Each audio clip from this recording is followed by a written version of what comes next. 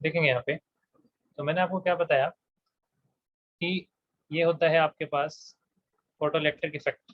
ठीक है, तो फोटो इलेक्ट्रिक इफेक्ट को हम इस तरीके से समझ सकते हैं कि भाई ऊपर से जो रेडिएशन आ रही है एच सी बाई लेमडा, इसके अंदर एक फोटोन की energy H C by lambda है, या इसी एनर्जी को आप एच न्यू भी कह सकते हैं। अगर ये एनर्जी इसके वर्क फंक्शन से ज़्यादा है तो इलेक्ट्रॉन को नॉकआउट करेगा, फोटो इलेक्ट्रिक एमिशन होगा। अगर उससे कम है तो नहीं होगा। अगर उससे बहुत ज़्यादा हो तो 10 ईवी ईवी या 10 जूल आपको इसका फोटो वर्क फंक्शन है, और मैं 20 जूल से एनर्जी इंसिडेंट कर रहा हूँ, तो क्या 10 तो उसको ओवरकम करने में लगी, बची हुई 10 क्या करेगी, उसकी मैक्सिमम काइनेटिक एनर्जी बदल जाएगी। ध्यान रखेंगे के ई मैक्स लिखेंगे, के ई नहीं लिखेंगे। रीजन ये होता है ना, जो काइनेटिक एनर्जी मिली, इलेक्ट्रॉन बाहर आते आते उसमें बीच में क्या होते हैं, कोलिजन हो जाते हैं, कोलिजन में एनर्जी वो लूज कर देता है, इसलिए के ई मैक्स लिखेंगे, स्पेसिफिकली बता रहा हूँ। ठीक है, इसी इक्वेशन को हम अपने दूसरे तरीके से भी लिख सकते हैं। एक तो ये तरीका है, और इसको इसी इक्वेशन को, फोटो इलेक्ट्रिक इक्वेशन को किस तरीके से और लिख सकते हैं, आओ जरा उसे देख लेते हैं।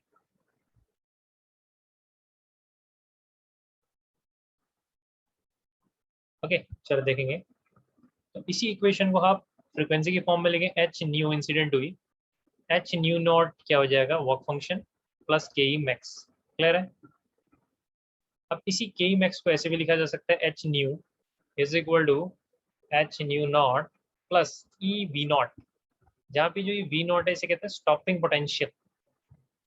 क्या होता है ये स्टॉपिंग पोटेंशियल, बड़ा इंपॉर्टेंट है ये, तो पता होना चाहिए कि नहीं, बिल्कुल पता होना चाहिए। और जरा देख लेते हैं फिर क्या होता है। सपोज मेरे पास ये ट्यूब है,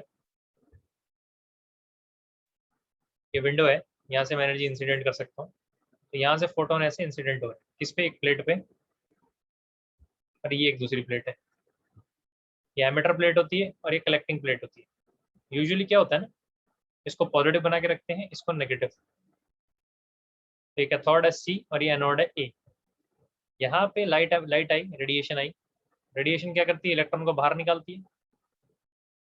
तो यहाँ से इलेक्ट्रॉन बाहर आना शुरू हुए, और ये पॉजिटिव है, ये क्या है, पॉजिटिव। तो पॉजिटिव क्या करेगा, इन इलेक्ट्रॉन्स को अपनी तरफ खींच लेगा, अट्रैक्ट करने की कोशिश करेगा, करंट बनेगा, इसी को फोटो इलेक्ट्रिक करंट कहते हैं, ऐसे मेजर किया गया था। अब समझना ये स्टॉपिंग पोटेंशियल क्या होता है। अगर सपोज मैं क्या करूं, इसको रिवर्स कर दूं, इस पोलैरिटी को रिवर्स कर दूं, इन द सेंस कैथोड को नेगेटिव की जगह क्या दे दूं, पॉजिटिव, और एनोड को क्या दे दूं, नेगेटिव, ऐसे कर दूं। इलेक्ट्रॉन आ रहे हैं, अब ये तो सामने नेगेटिव प्लेट होगी भाई, तो नेगेटिव क्या करेगा, इसको रिपेल, वापस जाने को बोलेगा। लेकिन अगर इनकी काइनेटिक एनर्जी बहुत अच्छी खासी हुई कि इसका असर नहीं चला, तो कोई बात नहीं। लेकिन एक ऐसा पॉइंट आएगा जिसको हम कहेंगे वी नॉट, आपने इतना पोटेंशियल लगा दिया कि भाई जो सबसे तेज इलेक्ट्रॉन आ रहा था ना, ज्यादा से ज्यादा एनर्जी वाला, के ई मैक्स वाला, उसको भी इसने वापस पलट दिया, बोला वापस जाओ, करंट आने नहीं दिया। तो उस पोटेंशियल को हम वी नॉट कहते हैं, स्टॉपिंग पोटेंशियल कहते हैं। क्लियर है। तो स्टॉपिंग पोटेंशियल का मतलब ये होता है, नाम से समझ में आ रहा है, स्टॉपिंग पोटेंशियल जो रोकता है उसको, उसे स्टॉपिंग पोटेंशियल कहेंगे। तो इक्वेशन होती है फोटो इलेक्ट्रिक इक्वेशन, ध्यान रखेंगे इतने तरीके से इसको लिख सकते हैं। बहुत बार ग्राफ बनाने को आ जाते हैं इसके अंदर वैरायटी के, तो इस इक्वेशंस को ध्यान रखेंगे, ये वाली खासकर। ठीक है, फ्रीक्वेंसी का अगर ग्राफ बनाने को आ जाए इसके साथ, पोटेंशियल के साथ या वी नोट के साथ, तो इस इक्वेशन को ध्यान रख के बनाएंगे, बताऊंगा वो भी जब जब काम पड़ेगा उसका।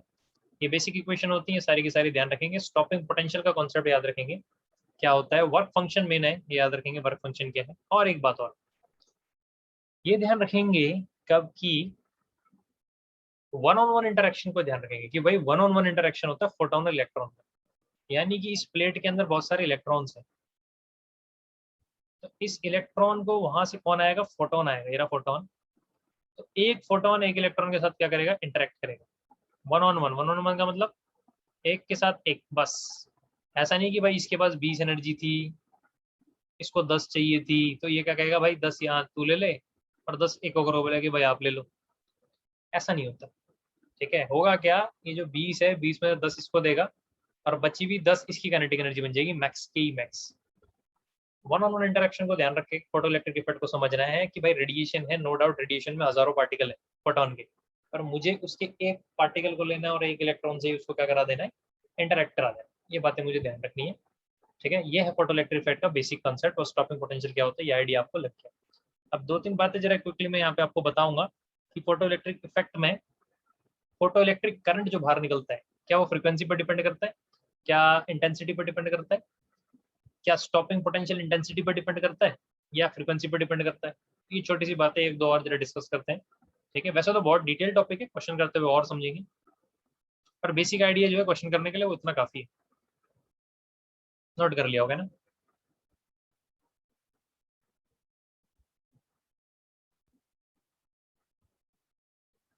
ठीक है, समझ में। अभी देखें, ऐसा है कि जो फोटो इलेक्ट्रिक करंट होता है ना, मैं लिख रहा हूँ पीई करंट, लिख देता हूँ photo electric current. Photo electric current directly proportional होता है इंटेंसिटी ऑफ इंसिडेंट लाइट के।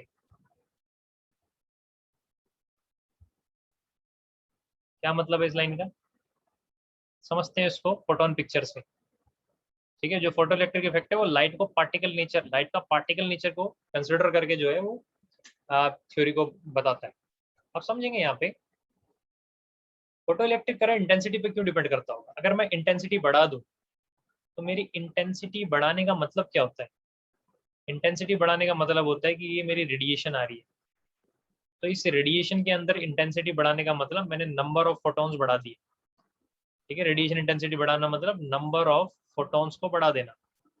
तो अगर मैं नंबर ऑफ फोटॉन्स को बढ़ा दे रहा हूँ तो मेरे नंबर ऑफ फोटॉन्स बढ़ने की वजह से इंटरेक्शन ज्यादा होगा इलेक्ट्रॉन से, ज्यादा इलेक्ट्रॉन बाहर आएंगे। और अगर ज्यादा इलेक्ट्रॉन बाहर आते हैं, ठीक है, तो ज्यादा इलेक्ट्रॉन बाहर आने की वजह से क्या होगा? ज्यादा फोटो इलेक्ट्रिक करंट बनेगा, ठीक है। अच्छा, तो अगर मैं इसको ग्राफिकली बनाऊं तो ये ग्राफिकली कैसे बनना चाहिए?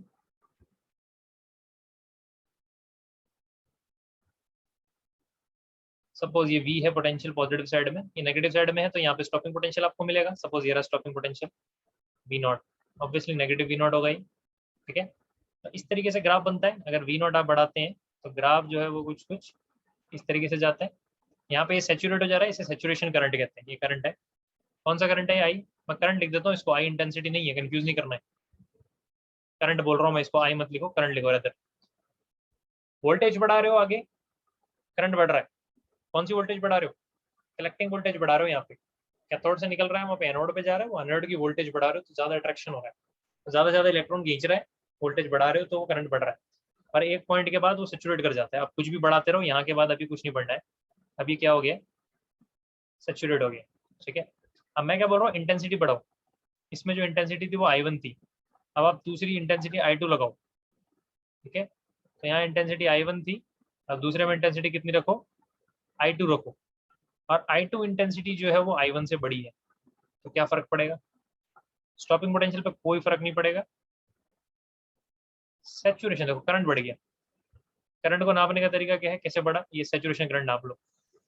यहाँ सेचुरेशन करंट पहले अगर यहाँ पे 10 एम्पेयर था, अब 20 एम्पेयर हो गया। तो समझ में आया भाई, फोटो इलेक्ट्रिक करंट इंटेंसिटी पे डिपेंड करता है, फ्रीक्वेंसी पे डिपेंड करता है? नहीं कर रहा। क्यों? फ्रीक्वेंसी पे यहाँ पे, अब देखो हमने क्या किया, इन दोनों में अगर हमने यहाँ पे हमने ना फ्रीक्वेंसी जो है वो सेम रखी है। पहली बात तो ना, ये फ्रीक्वेंसी दोनों की सेम रखी है। फ्रीक्वेंसी सेम रखने का मतलब क्या है? ये देखो स्टॉपिंग पोटेंशियल सेम आ रहा है, इसी वजह से आ रहा है। और जरा इस फ्रीक्वेंसी के कॉन्सेप्ट को भी इसमें डाल के समझ लेते हैं। फ्रीक्वेंसी बढ़ाने का मतलब क्या होगा? फ्रीक्वेंसी बढ़ाने का मतलब ये नहीं होगा कि मैं पहले 10 फोटोन डाल रहा था तो अब 20 डाल रहा हूँ, फोटोन उतने ही डाल रहे हैं। फ्रीक्वेंसी बढ़ाने का मतलब क्या है?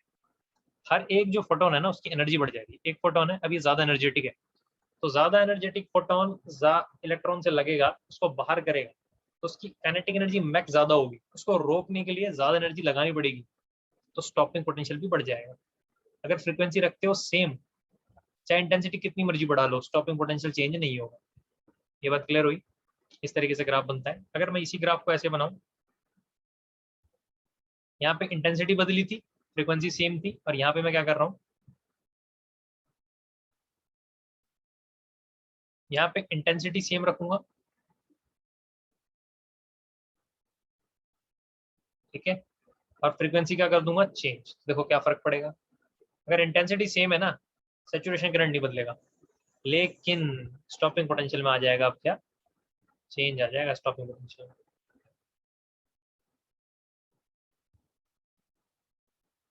इस तरीके से।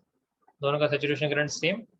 अगर ग्रीन वाले की फ्रीक्वेंसी कम है तो इसका स्टॉपिंग पोटेंशियल भी कम होगा। अगर रेड वाले की फ्रीक्वेंसी ज्यादा है तो इसका स्टॉपिंग पोटेंशियल भी ज्यादा होगा। तो यहाँ से क्या आइडिया लग रहा है कि स्टॉपिंग पोटेंशियल डिपेंड करता है फ्रीक्वेंसी पे और सैचुरेशन करंट या करंट डिपेंड करता है इंटेंसिटी। ये बात बड़ी इंपॉर्टेंट है, ध्यान रखनी है इसको, ठीक है। तो ये चीजें क्लियर होनी चाहिए। ये जो स्टॉपिंग पोटेंशियल है वो फ्रीक्वेंसी पर डिपेंड करता है, इंसिडेंट फ्रीक्वेंसी। क्लियर है? तो ये सारी चीजें थी फोटो इलेक्ट्रिक इफेक्ट के बारे में यार, ड्वेल नेचर के बारे में। तो ड्वेल नेचर लगभग इतना ही होता है, इसके अंदर रिवीजन में इससे ज्यादा कुछ पढ़ने की जरूरत नहीं। तो ये ड्वेल नेचर हमने यहाँ पे एंड कर दिया। अब एटम्स का रिवीजन करेंगे, नोट कर लें आपको जो करना है, फिर हम एटम्स का रिवीजन करते हैं, ऐसे न्यूक्लियर का। ठीक है, काम की चीजें यही है। आप एक चीज और बता रहे हैं कि सैचुरेशन करंट किस पे डिपेंड करता है? सैचुरेशन करंट डिपेंड करता है इंटेंसिटी पे, ठीक है। जितनी ज्यादा इंटेंसिटी मैं डालूंगा उतना ज्यादा करंट आएगा। तो जिस रेडिएशन में इंटेंसिटी ज्यादा होगी, करंट ज्यादा बनेगा, तो सैचुरेशन करंट ऑब्वियसली ज्यादा होगा, सैचुरेशन करंट की वैल्यू। ठीक है, सैचुरेशन करंट क्या होता है वो भी बता देता हूँ। आपके पास आपने क्या किया, वो विंडो जो मैंने बनाई थी कैथोड एनोड की, यह होता है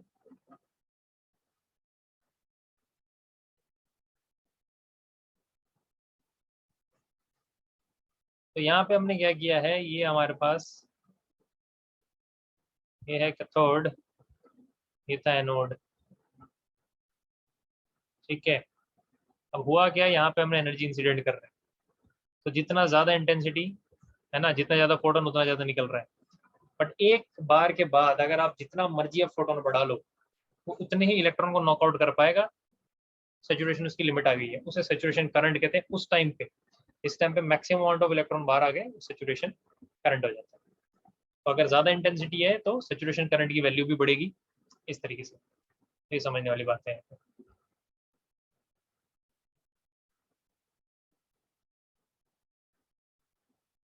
ठीक है, चलो भाई समझ में आया होगा। तो ये था ड्वेल नेचर का पूरा कंप्लीट रिवीजन। इतना ही रिवीजन काफी है। आगे बढ़ते हैं एटम्स। एटम्स के अंदर ना जो मेन हमें चीज पढ़नी है वो पढ़नी है बोहर मॉडल। सब कुछ बोहर मॉडल के अराउंड घूमेगा, न्यूमेरिकल्स। रदरफोर्ड मॉडल आउटडेटेड है, उसकी जरूरत नहीं है। और थॉमसन मॉडल तो हमें कुछ पढ़ना ही नहीं है, बेसिक आइडिया पता होने चाहिए। तो क्या पढ़ना है बेसिकली, बोहर्स मॉडल। अब जब हम बोहर्स मॉडल पढ़ेंगे तो बोहर मॉडल किसके लिए होता है ना, ये वन इलेक्ट्रॉन सिस्टम के लिए होता है, या वन इलेक्ट्रॉन एटम या आयन, तो one electron system. Bohr model की यही खासियत है, दो इलेक्ट्रॉन पे वो काम नहीं करने वाला एक्यूरेटली, सिर्फ एक इलेक्ट्रॉन अगर होगा तो काम करेगा। तो इस तरह के सिस्टम को बोलते हैं hydrogen like atoms. Hydrogen like का मतलब क्या होता है, यहाँ पे जिसके अंदर एक इलेक्ट्रॉन हो उसे हाइड्रोजन लाइक कहते हैं। क्या क्या हो सकते हैं, या तो सीधा हाइड्रोजन एटम ही हो जाए खुद, हीलियम प्लस हो जाए, 2 प्लस हो जाए, बेरिलियम 3 प्लस हो जाए, इस तरीके से। ठीक है, तो ये सब क्या होते हैं, ये सब है बोर्स मॉडल के अंदर पढ़ने वाली चीजें। क्योंकि यहाँ पे 2 इलेक्ट्रॉन सिस्टम जो है नहीं पढ़ना, वहाँ पे इलेक्ट्रॉन इलेक्ट्रॉन इंटरेक्शन होता है, वो बोर कंसिडर नहीं करता है। बोर कंसिडर कर रहा है सिंगल इलेक्ट्रॉन, इलेक्ट्रॉन का इंटरेक्शन न्यूक्लियस से। ठीक है, तो यहाँ पे हमें क्या क्या चीजें पढ़नी है बोर के अंदर, वो हम देख लेते हैं। सबसे पहले रेडियस ऑफ ऑर्बिट। ऑर्बिट में इलेक्ट्रॉन घूमते हैं, radius of orbit r n क्या होता है, 0.53 n square by Z angstrom. N number of orbit को कह रहे हैं, जेड उसका एटॉमिक नंबर है। ठीक है, 0.53 एन स्क्वायर बाय जेड, इसको ऐसे भी लिखते हैं A naught N square by Z angstrom. और जो ए नॉट है, ठीक है, ये ए नॉट को क्या बोलते हैं, बोहर्स रेडियस। ए नॉट को बोलते हैं बोहर्स रेडियस, और इसकी वैल्यू क्या होती है, 0.53 एंगस्ट्रॉम। ठीक है, इसे बोहर्स रेडियस कहते हैं। तो करना क्या है, एन स्क्वायर के हिसाब से चेंज होता है, यानी आर एन जो है अगर किसी पर्टिकुलर एटम में एन स्क्वायर के हिसाब से बढ़ता है। समझ रहे हो, लीनियर नहीं है ये, स्क्वायर के हिसाब से जो है वो बढ़ता रहता है। तो ये रेडियस के बारे में बात करिए हमने। वेलोसिटी के बारे में बात करें, किस ऑर्बिट में कितनी वेलोसिटी होती है, तो वी एन, या तो ऐसे याद करेंगे 1/137 सी जेड बाय एन। सी क्या है, velocity of light, Z atomic number, और एन क्या है, ऑर्बिट पहला ऑर्बिट दूसरा ऑर्बिट या जो भी, ठीक है, उस तरीके से। या इसको ऐसे याद करें 2.2 into 10 to the power 6 z atomic number by n orbit का नंबर मीटर पर सेकेंड। ठीक है, तो इस तरीके से इसको आप याद रख सकते हैं।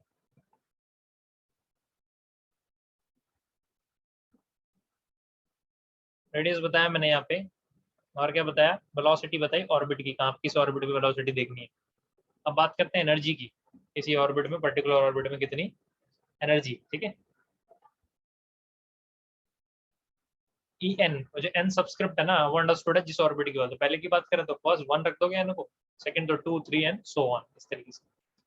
तो -13.6 z square by n square, energy किसमें आएगी ये, ईवी। जैसे ये एंगस्ट्रॉम में था, यूनिट ध्यान रखेंगे, ईवी इलेक्ट्रॉन वोल्ट में, जूल में नहीं है ये, ठीक है। ये बड़ा इंपॉर्टेंट होता है, ऑलरेडी बता चुका हूँ कैसे इंपॉर्टेंट है। अच्छा, अगर पर्टिकुलरली हाइड्रोजन एटम पे चले तो हाइड्रोजन एटम का एटॉमिक नंबर कितना होता है, 1। तो हाइड्रोजन एटम की एनर्जी कितनी हो जाएगी, -13.6 n square electron volt. Clear है, तो इसको तो याद कर लेना अच्छे से। क्लियर है। अभी ना इससे इससे रिलेटेड ना एनर्जी हाइड्रोजन एटम की ना लेवल्स की एनर्जी याद होनी चाहिए, एटलीस्ट 4 लेवल की एनर्जी याद होनी चाहिए, n1 n2 n3 and n4। In level की एनर्जी जो है वो हमें याद रहनी चाहिए।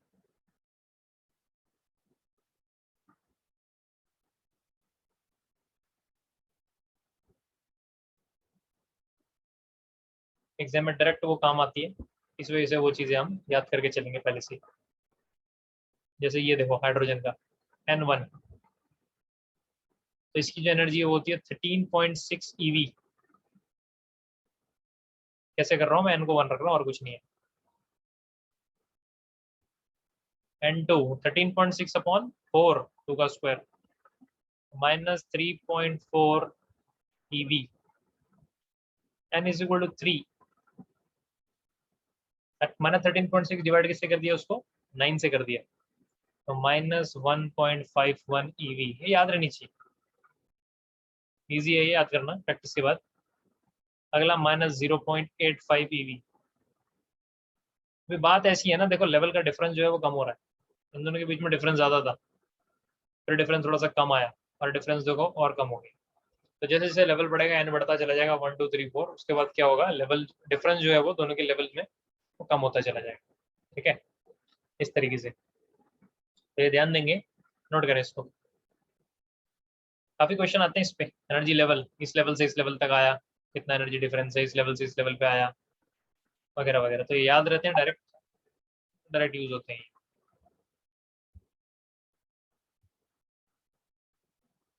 नोट करें इसे।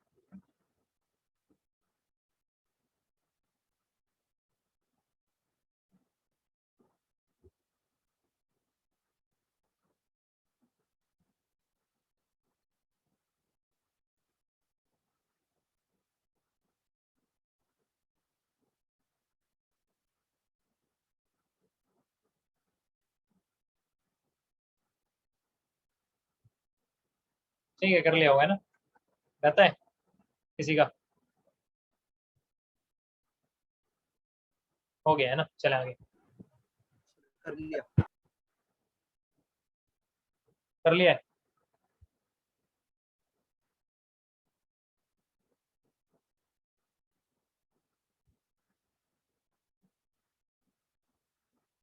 ठीक है भाई, आपको समझ में आया सबको कि इस तरीके से एनर्जी का लेवल डिफरेंस आया।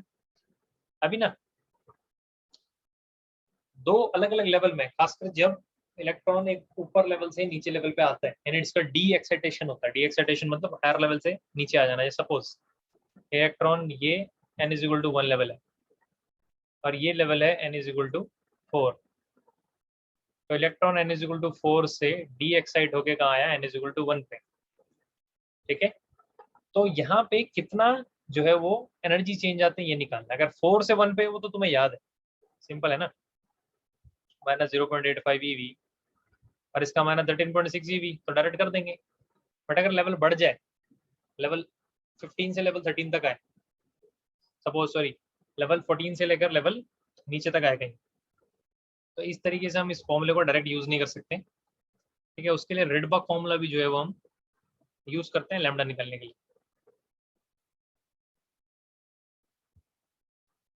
यहाँ पर रिडबर्ग फॉर्मूला देखते हैं क्या है।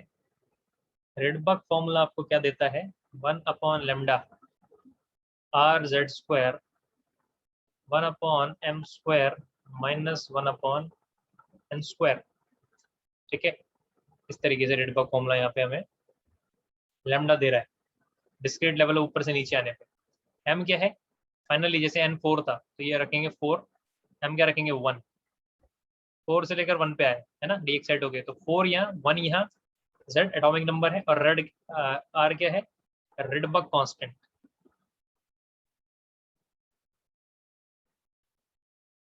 तो रिडबर्ग कांस्टेंट की जो वैल्यू है r की वो कितनी होगी, ठीक है 1.097 होती है, आप उसको 1.1 ले सकते हैं, 1.1 10⁻7 मीटर माइनस 1, क्लियर है। तो यहाँ पे n जो है वो ग्रेटर देन m होना चाहिए, यानी फाइनली m पे आना चाहिए, कहीं से भी ऊपर से डी एक्साइट होके हुए आए, क्लियर है।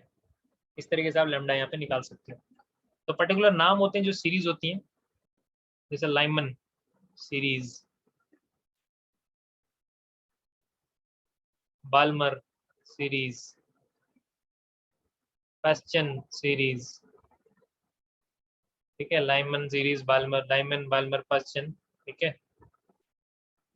तो ये सीरीज होती है वो डिपेंड करती है किस पे, ब्रैकेट सीरीज, फंड सीरीज और एम्फ्री भी होती है आगे, पर मैं ये तक लिख रहा हूँ। ये किस पे डिपेंड करती है कि फाइनल इलेक्ट्रॉन कहाँ है। तो लाइमन सीरीज कब आपको मिलेगी, जब फाइनली इलेक्ट्रॉन यानी m जो है वो 1 आ जाए। n क्या होना चाहिए, ग्रेटर देन m ऑब्वियसली। 2 से 1 पे आए, 3 से 1 पे आए, 4 से 1 पे आए, 5 से 1 पे आए, कहीं से भी आए फाइनली 1 पे आए, तो लाइमन सीरीज जो यहाँ पे बनती है। बाल्मर सीरीज क्या है, m2, 3 से 2 पे आए, 4 से 2 पे आए, 5 से 2 पे आए, कहीं से भी 2 पे आए, तो क्या बनेगा वहां पे,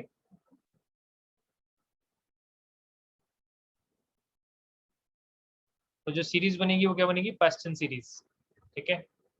m इज इक्वल टू 3 से आए और n ग्रेटर देन m होना चाहिए, यानी 4 से 3 आए, 5 से 3 आए, 6 से 3 आए तो पास्चन, और ऐसे यहाँ पे m4 हो जाएगा। आगे पता ही है n ग्रेटर देन m है, m5 हो जाएगा और m जो है वो n जो है वो ग्रेटर देन क्या हो जाएगा, m हो जाएगा। क्लियर है ये चीजें। अब यह समझना, तो इस वाली सीरीज में, लाइमन सीरीज में जब इलेक्ट्रॉन आता है, अल्ट्रा वायलेट रेडिएशन जो है वो एमिट होती है। बाल्मर में आता है तो विजिबल, इसके बाद जो भी आ जाए वो इंफ्रा रेड, यहाँ भी इंफ्रारेड IR लिख रहा हूँ, यहाँ पे भी इंफ्रारेड IR, इसके आगे भी इंफ्रारेड, ठीक है। ये चीजें पता होनी चाहिए कि किस रीजन में जो आता है डी एक्साइटेशन होता है, इलेक्ट्रॉन इस लेवल से नीचे की तरफ आ रहा है, तो जो एनर्जी रिलीज हो रही है यहाँ से यहाँ पे आया इलेक्ट्रॉन, तो उसने क्या किया, रेडिएशन एमिट किया ऐसे, उस रेडिएशन के अंदर क्या था, फोटोन था, और उस फोटोन का क्या होगा, कुछ लैम्डा होगा, एनर्जी भी होगी, कुछ लैम्डा भी होगा। तो जो लैम्डा हो रहा है वो कितना रिलीज होता है वो इन सीरीज से पता लगता है। तो अगर फर्स्ट पे आ रहा है फाइनली तो लाइमन सीरीज होगी, और जो रेडिएशन होगा वो यूवी होगा, सेकंड पे आ रहा तो विजिबल, थर्ड पे आ रहा तो इंफ्रारेड, इस तरीके से नोट करेंगे इस चीज को।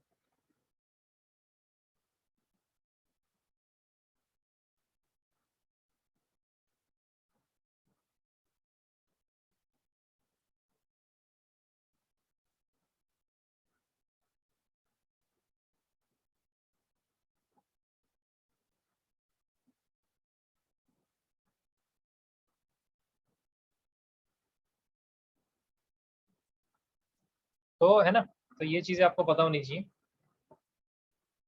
एटम्स के बारे में। आगे देखते हैं,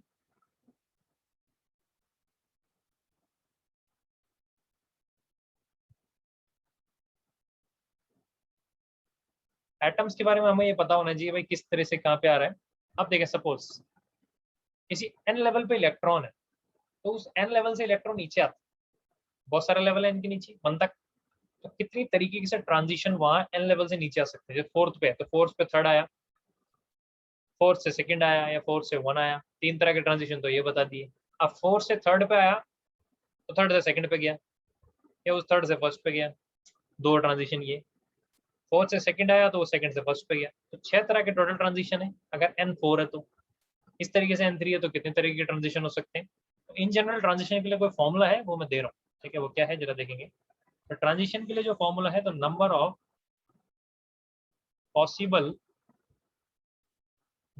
पॉसिबल ट्रांजिशंस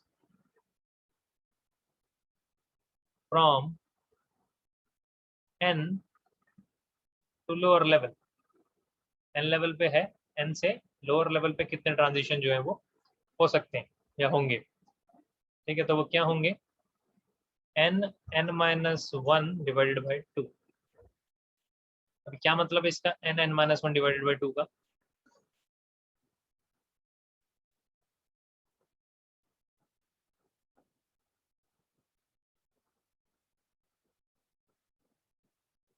देखेंगे यहाँ पे एग्जांपल से। सपोज n4 है, ठीक है, एग्जांपल देते हैं। सपोज n क्या है, 4, यानी फोर्थ लेवल पे जो है इलेक्ट्रॉन है।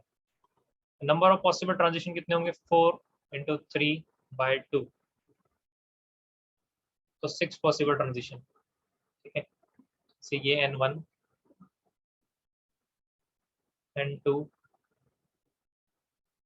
n3, n4 ये है यहाँ पे,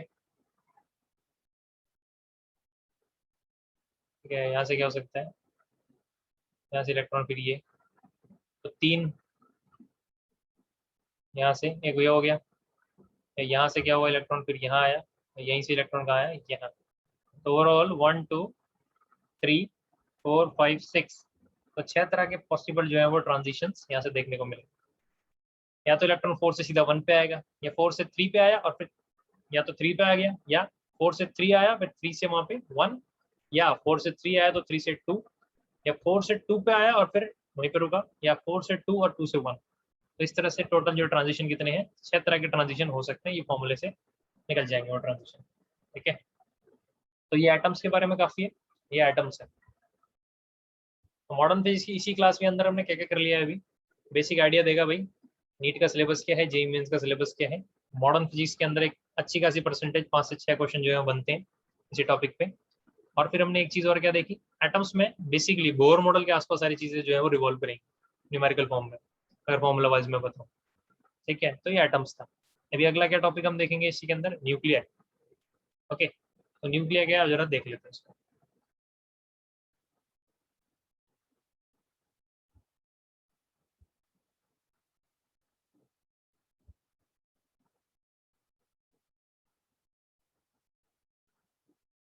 ये थर्ड चैप्टर है मॉडर्न का ही, न्यूक्लियर, ठीक है। तो न्यूक्लियर का बेसिक आइडिया लेंगे यहाँ पे। सबसे पहले तो न्यूक्लियर का, न्यूक्लियस का रेडियस कैसे जो है वो निकाला जाता है, वो होता है r0 a⁻1/3, ठीक है। यहाँ पे जो r0 है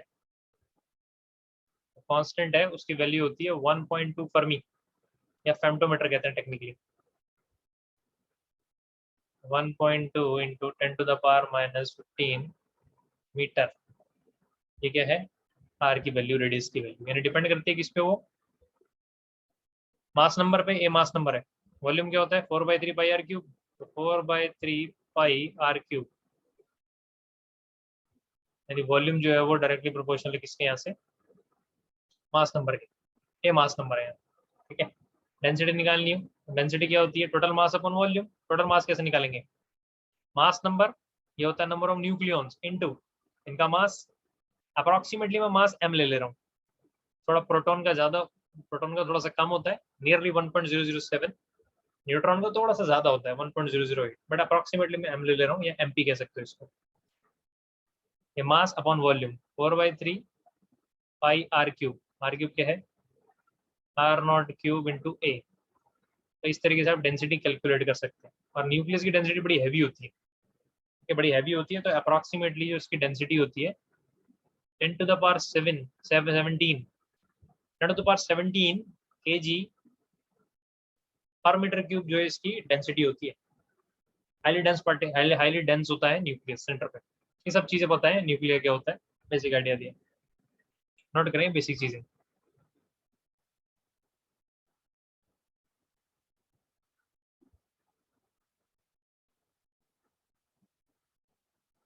ठीक है।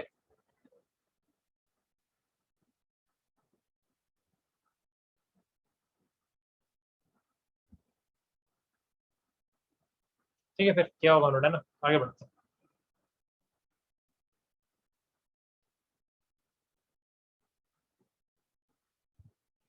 तो ये था न्यूक्लियर के बारे में।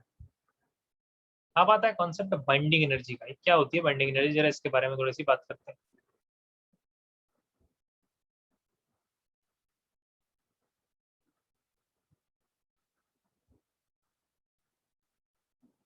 एक तरह से वो एनर्जी जिससे न्यूक्लियॉन्स बाउंडेड है न्यूक्लियस के अंदर, या वो एनर्जी जितनी मुझे एनर्जी चाहिए होगी न्यूक्लियॉन्स को सेपरेट आउट कर देना इन्फिनिट डिस्टेंस तक, उसे बाइंडिंग एनर्जी कहते हैं। ठीक है, तो ज्यादा बाइंडिंग एनर्जी मतलब स्टेबिलिटी को ही दिखाता है। पर्टिकुलरली बोले तो binding energy per nucleon stability को दिखाता है। अगर मैं बाइंडिंग एनर्जी पर न्यूक्लियन निकालूं दो न्यूक्लियस की, तो बाइंडिंग एनर्जी पर न्यूक्लियन जिसकी जितनी ज्यादा आ रही है वो उतना स्टेबल है, यानी उतना स्टेबली उसके जो न्यूक्लियंस है वो बाउंड है न्यूक्लियस के अंदर। ठीक है, तो ये कॉन्सेप्ट होता है बाइंडिंग एनर्जी का। इंपॉर्टेंट कॉन्सेप्ट है, हर जगह बाइंडिंग एनर्जी निकालने को आती है। तो बाइंडिंग एनर्जी होती क्या है, किस कॉन्सेप्ट पे बेस्ड है? ये इस कॉन्सेप्ट पे बेस्ड है कि न्यूक्लियर रिएक्शन में मास लूज होता है, और जो मास लूज होता है वो एनर्जी में कन्वर्ट होता है। उस तरीके से बाइंडिंग एनर्जी को हम यहाँ फाइंड करेंगे। तो यहाँ देखेंगे,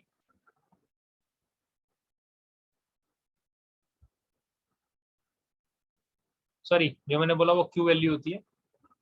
बाइंडिंग एनर्जी एक न्यूक्लियस की होती है, रिएक्शन की नहीं होती। सॉरी, उसके लिए बाइंडिंग एनर्जी निकालनी है। बाइंडिंग एनर्जी निकालने का मतलब क्या है, हम इस तरीके से देखेंगे बाइंडिंग एनर्जी क्या होती है। देखें, जब हम प्रोटॉन्स को अलग करके, प्रोटॉन और न्यूट्रॉन जितने भी किसी न्यूक्लियस के अंदर है, अगर 10 प्रोटॉन और 10 न्यूट्रॉन से मिलकर न्यूक्लियस बना हुआ है, तो वो न्यूक्लियस जब अलग अलग पड़े हुए हैं उनका मास कैलकुलेट करेंगे, और जब वो न्यूक्लियस आपस में मिलकर न्यूक्लियस के अंदर आ जाते हैं, न्यूक्लियॉन्स न्यूक्लियस के अंदर आ जाते हैं, तो मास थोड़ा सा कम हो जाता है। तो जो ये डिफरेंस है ना, इसको मास डिफेक्ट कहते हैं।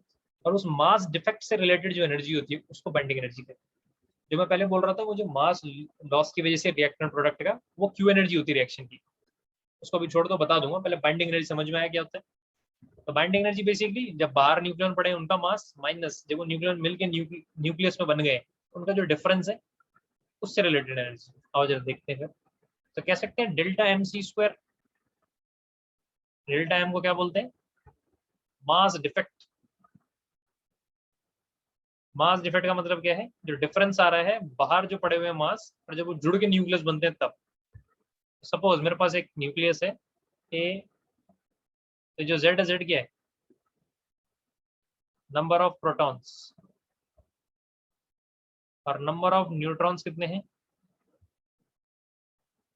ए माइनस जेड क्या है? Number of neutrons. क्लियर है?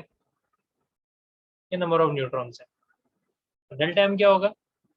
जो मास अलग रख के था, तो Z times M P plus A minus Z M N minus जो एक्चुअल मास था न्यूक्लियस का, ये delta M into C square.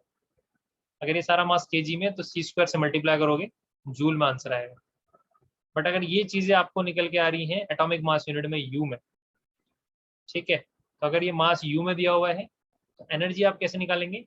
इस मास को डेल्टा एम को मल्टीप्लाई कर देंगे 931.5 से, ये मेगा इलेक्ट्रॉन वोल्ट में आंसर आ जाएगा। अगर ये जो एम डेल्टा एम है इसको आप यू एटॉमिक मास यूनिट में लिख रहे हैं, तो 931.5 से मल्टीप्लाई करें, मेगा इलेक्ट्रॉन वोल्ट में आंसर आएगा। यहाँ पे अगर ये चीजें करेंगे इस तरीके से केजी में, तो सी स्क्वायर से मल्टीप्लाई करें, ये जूल में आंसर आएगा। क्लियर है मास डिफेक्ट क्या होता है? इस तरीके से। तो बाइंडिंग एनर्जी पर न्यूक्लियन का कॉन्सेप्ट है मेन। जिस न्यूक्लियस की बाइंडिंग एनर्जी पर न्यूक्लियन सबसे ज्यादा होगी वो सबसे ज्यादा स्टेबल होता है। ठीक है, तो binding energy per nucleon maximum किसकी होती है? आयरन की, आयरन 56। ठीक है, कितनी होती है? 8.8 MeV mega electron volt per nucleon. ठीक है, तो 8.8 MeV पर न्यूक्लियन जो है एनर्जी किसकी है? आयरन की, जो सबसे ज्यादा स्टेबल न्यूक्लियस होता है। तो मोस्ट स्टेबल न्यूक्लियस कौन है? आयरन। क्लियर है आपको? ये नोट करें इसको, ये बेसिक आइडिया दिया मैंने बाइंडिंग एनर्जी का। स्टेबिलिटी चेक ही ऐसी होती है, जितनी ज्यादा बाइंडिंग एनर्जी उतना ज्यादा स्टेबिलिटी। पर न्यूक्लियन, तो लिखो बाइंडिंग एनर्जी पर न्यूक्लियन क्या दिखाता है, स्टेबिलिटी। सिंपल इतना लिखेंगे शॉर्ट नोट में, समझ में आ रहा है क्या कहना चाह रहे हैं।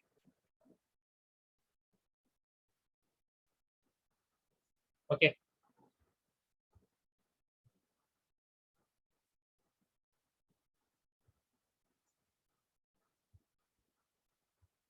ठीक है, फिर इसको नोट करें, इतने करेंगे इसी क्लास में। अभी दोबारा ज्वाइन करें, ठीक है, नेक्स्ट क्लास में, मतलब जो ज्वाइन करके दोबारा नेक्स्ट क्लास होगी अभी, उस नेक्स्ट क्लास में इसको कंटिन्यू करेंगे।